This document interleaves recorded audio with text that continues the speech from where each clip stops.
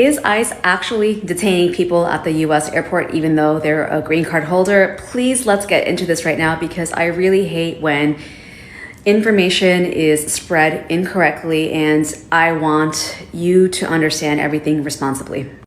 My name is Mamita Rahman and I'm an immigration attorney who's been practicing immigration law for the past 15 years. Here is really what's going on. CBP has always had the right to have people sign a piece of paper called the I-407 Record of Abandonment of Residency. I think that's the proper title, but what this is that if you are a green card holder who is returning to the United States and you're going through a port of entry and you have been out of the United States for at least 6 months, then basically your absence from the United States of 180 days plus basically allows CBP to question you further to determine whether or not you have abandoned your residency.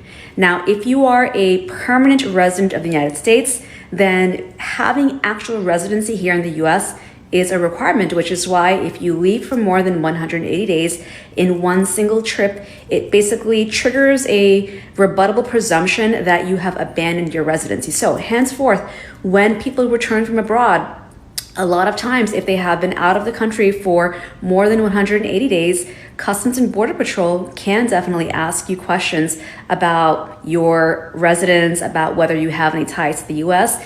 And many times, they will actually pressure you to sign this form called the Form I-407, Abandonment of Your Residency, which basically gets you to give up your green card without seeing a judge. So what should you do if you are a green card holder returning from abroad and you run into problems with CBP because either this or something else?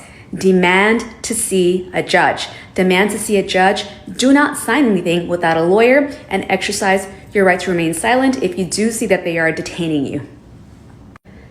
Now, if you do sign that piece of paper, then it's going to be very hard to prove that you did not give up your residency. But if you go in front of a judge, then you at least have the right and the ability to prove that you did not give up your residency. And also you basically get to, you're going to be allowed into the United States as well. So let's all take a step back. I know that the times are very scary. It's easy to believe a lot of things, but it's also very easy to misinterpret the news. And I hate to say it, I see some of my fellow attorneys spreading things and causing panic as well. And one more thing that I want to mention is that if you are a green card holder who has any sort of criminal history, this can also be a problem. And can be such a problem to the extent that we advise our current clients, if they have any sort of criminal issue, to avoid travel or at least get the charge checked out before they travel. Because also, if you have been out of the country for more than 6 months, if you have certain criminal issues, CBP will use that against you and can use that against you. Also, they can use this against you even if you have been out of the country for less than 6 months. So if you do have any sort of criminal history, even if it's been dismissed, you do want to get this checked out and get it verified by an attorney who understands the intersection of law between criminal law and immigration law, which we call crimmigration in attorney parlance. This is something that needs to get checked out as well, okay? Again, my name is Mamita Rahman. I'm an immigration attorney who's been practicing immigration law for 15 years.